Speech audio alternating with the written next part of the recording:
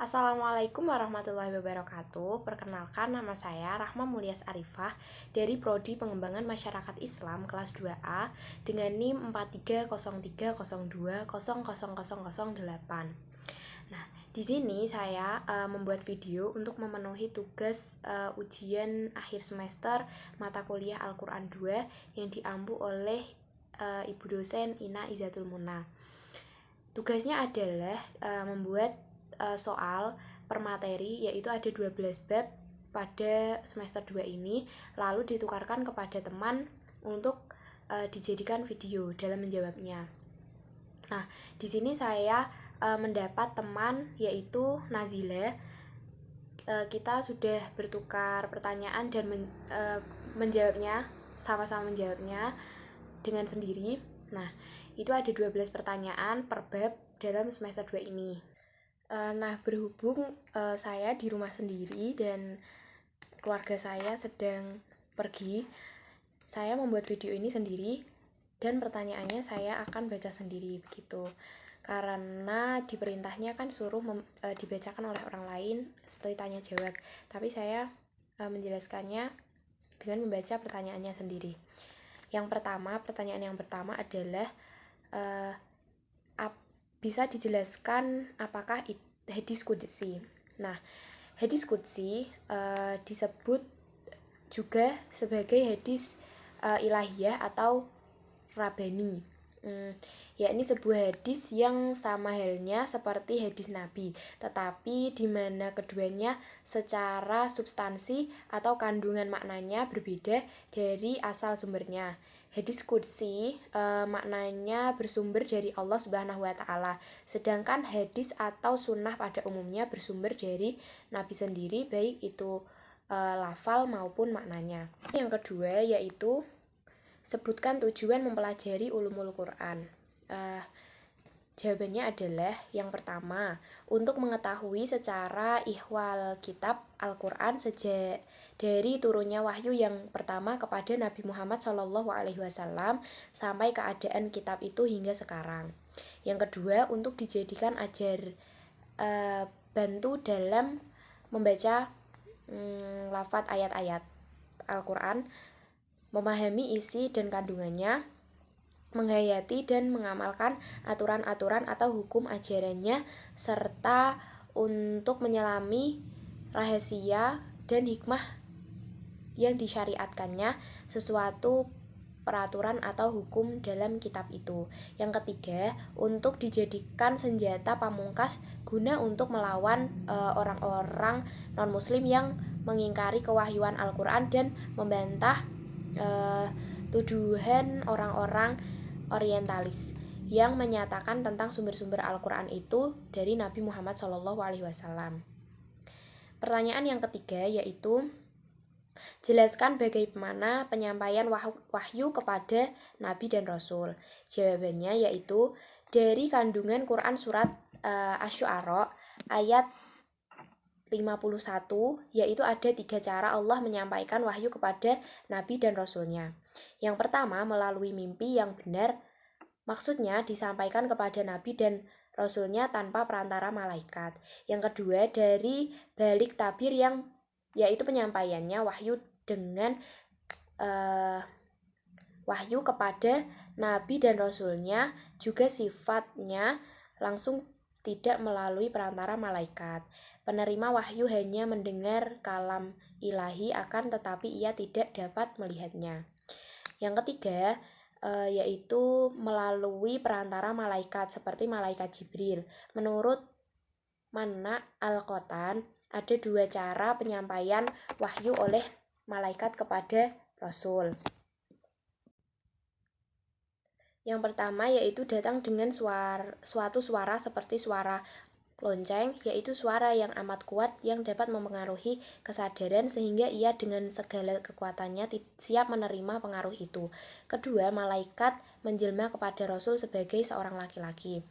Nah, setelah melalui perantara malaikat Jibril, kemudian malaikat Jibril menyampaikan wahyu tersebut kepada Nabi dan Rasul yang pada prinsipnya ada 2 cara, yaitu menyampaikan wahyu melalui suara seperti suara lonceng. Yang kedua, malaikat menjelma kepada Rasul sebagai seorang laki-laki.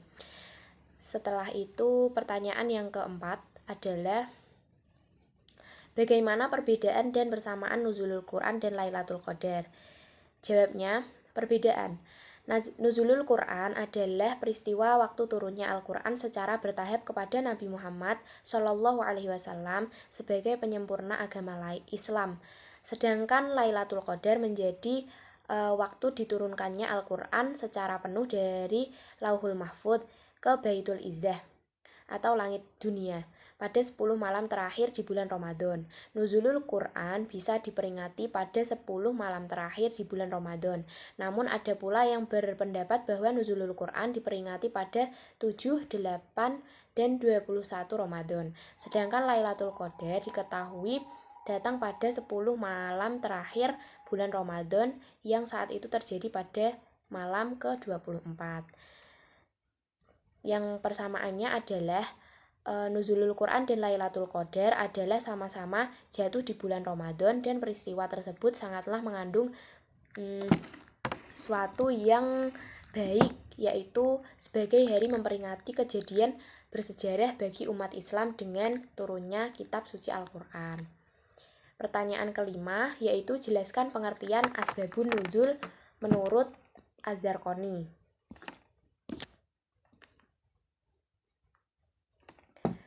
Asbabun nuzul adalah hal khusus atau suatu yang terjadi serta hubungan dengan turunnya ayat Al-Quran yang berfungsi sebagai penjelas hukum pada saat peristiwa itu terjadi. Itu nomor 5. Setelah itu soal nomor 6 adalah bacakan dan jelaskan maknanya, yaitu Quran surat Al-Alaq ayat 1-5 sebagai ayat yang pertama kali turun. Jawabnya, Al-Quran surat Al-Alaq ayat 1-5. Makna dari surat tersebut yaitu Allah memerintahkan manusia untuk membaca dan belajar. Allah memerintahkan untuk membaca berulang kali karena ilmu akan masuk ke otak dan hati manusia apabila dibaca oleh orang tersebut berulang kali. Selain itu, dengan membaca maka diharapkan dapat meningkatkan keimanan dan ketakwaan manusia kepada Allah Subhanahu wa taala. Setelah itu soal nomor 7, sebutkan ciri-ciri surat Makkiyah dan Madaniyah. Jawabnya, ciri-ciri surat Makkiyah antara lain yang pertama ayat dan surahnya pendek-pendek, yang kedua ungkapannya keras, cenderung puitis dan menyentuh hati. Yang ketiga, banyak terdapat kesamaan bunyi. Yang keempat, banyak menggunakan huruf osom. Yang kelima, banyak kecaman pada kaum musyrik. Yang keenam, banyak tuntunan mengenai akhlakul karimah atau akhlak yang baik. Nah, ciri-ciri surah Madaniyah yang pertama yaitu ayat dan suratnya panjang-panjang. Ungkapannya tenang atau cenderung proses. Yang ditujunya adalah akal pikiran. Yang ketiga, banyak mengemukakan bukti dan argumentasi mengenai kebenaran agama. Soal nomor 8, soal selanjutnya, itu ada apa yang dimaksud dengan Jam'ul Quran. Jam'ul Quran adalah usaha penghimpunan dan pemeliharaan Al-Quran yang meliputi penghafalan serta penulisan ayat-ayat serta surat-surat dalam Al-Quran. Yang ke-9 adalah apa sajakah hikmah Al-Quran diturunkannya dalam sab'u ahruf. Jawabnya, yang pertama yaitu untuk memudahkan bacaan dan hafalan Al-Quran bagi bangsa yang ummi. Yang kedua, sebagai bukti kemukjizatan Al-Quran yang memperhatikan kemurnian bahasa Arab dan beragam bunyi bacaan Al-Quran dari berbagai macam lisan dan pengucapan, sehingga mereka dapat memahami huruf maupun kalimat-kalimat yang akrab di telinga mereka dengan baik dan benar. Dan yang terakhir yaitu sebagai bukti kemukjizatan Al-Quran dalam aspek makna dan hukum-hukumnya. Soal yang ke-10 yaitu sebutkan adab-adab ketika membaca Al-Quran. Minimal 7.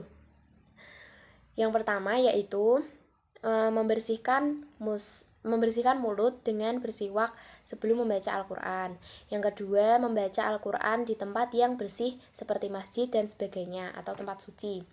Yang ketiga, menghadap kiblat. Yang keempat, membaca ta'awud atau yang bacaannya a'udzubillahi minasyaitonirrajim ketika memulai membaca.